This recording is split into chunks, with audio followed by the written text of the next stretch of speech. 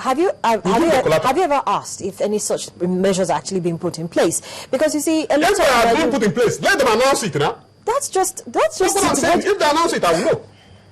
Odile, yes. We're all Nigerians. We're all very patriotic. We all want to see Nigeria grow. We want to get to that point where everybody will see the Nigeria that they once knew. Yes. But we can't always keep giving knocks. We had a catastrophe yesterday, and we know that it puts the aviation sector under the spotlight again. Yes. Now we know that this isn't the first time such a thing has happened, and it's a rather unfortunate and sad thing. Yes. But we know that the government, as much as possible, has tried to make interventions in the aviation sector, just like every other sector that it's doing. It doesn't always have to come out, like you said, come out to make these announcements, but we see them. Or are we not seeing them? I don't know what you want me to say. You see, at the beginning of this program, I told you that I am trying to say the truth because my heart boils every day. And before I die, I want to see a better Nigeria. If you want me to be diplomatic, we'll be diplomatic. I tell you everything is working well. But what I'm trying to say is this. A serious country has to sometimes stop laughing at itself. Nigeria is laughing at itself and with joy. You can't tell me that a country that has less than 50 aircrafts on the air will be having these frequent plane crashes. Whereas America has over 800 planes on the air every minute. Okay. So also China has over 1,000 planes on the air every minute, and nothing happens. So what I'm trying to say is that it's not enough to say we are doing our best. You must do what is needed. It's not your best, because your best may not be enough. So what I'm saying in essence is that Nigerian government must sit down and solve Nigerian problem, because that's why they're elected. If they are not capable, they say, okay, we're not capable, but if they are capable, solve the problem as the problem comes. Okay. Odile, we're coasting home now, and let me just quickly get your take on what collaborations should Nigeria be making to accomplish, this global competitiveness that we're actually looking at today. Collaboration with who? With the private sector, probably with other countries who have actually recorded success. Wonderful. Look at, if you go to China, it's called that the so-called private sector is even Communist Party that owns it.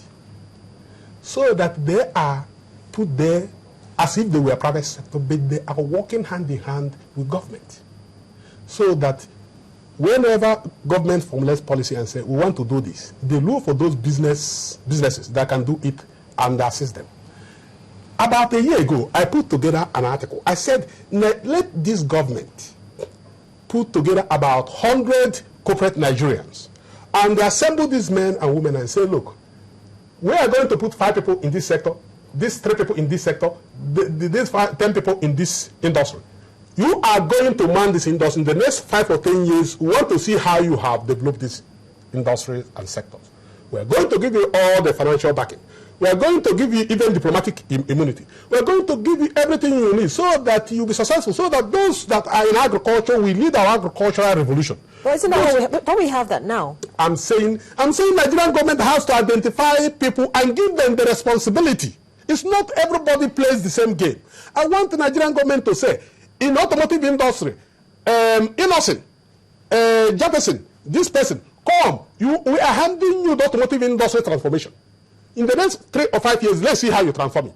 We give you everything you need. But bear in mind that you cannot play with public funds. Because in China, these so-called billionaires in China cannot spend the money because it's not their money. I think understand. They're not going to buy private jets and be moving around the world, because each time the money they want to spend, it will go through a process for government to say, you don't want the money you want to spend. This money is public money, even though we allow you to be using it as if it were private money. So government must reinvent, find novel ways to solve our problem. And this is one of the things I said. So if we could do this, could you imagine putting about 20 Nigerians in agriculture? Forget about this story that we're giving, because at the end of the day, look at it. The land reform has never taken place. How do I get 50 acres of land, hectares of land if I want to? How will I get it? I go to the state, the state will give me a lot of conditionalities. But we have to reform all these things. We have to make it possible that government can say, okay, Mr. A.B., go to Sokoto, from this area of Sokoto to that area of Sokoto. We'll give you the land for the next 20 years, produce cassava, or produce mango, or produce anything. we give you all the support, we block importation of all these things so that you'll be able to be competitive. You're able to produce for local consumption and possibly export. So these are the small things we could have been doing. It's not allowing everybody to play, and when everybody's playing based on short-term profit maximization.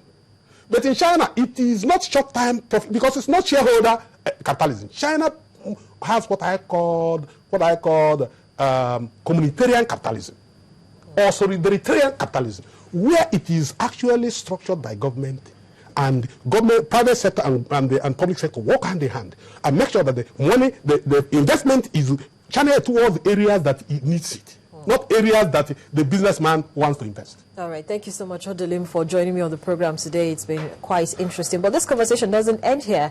We're going to continue after today. Thank you so much for coming on the program. Thank you for inviting me, my sister. Well, I've been speaking with a developmental economist, Odelim Ewereba, and we've been looking at transforming Nigeria's economy lessons from China. Well, that's the much we can take on the program for today. Thank you so much for being a part of it. I'm Harriet Agbenyi.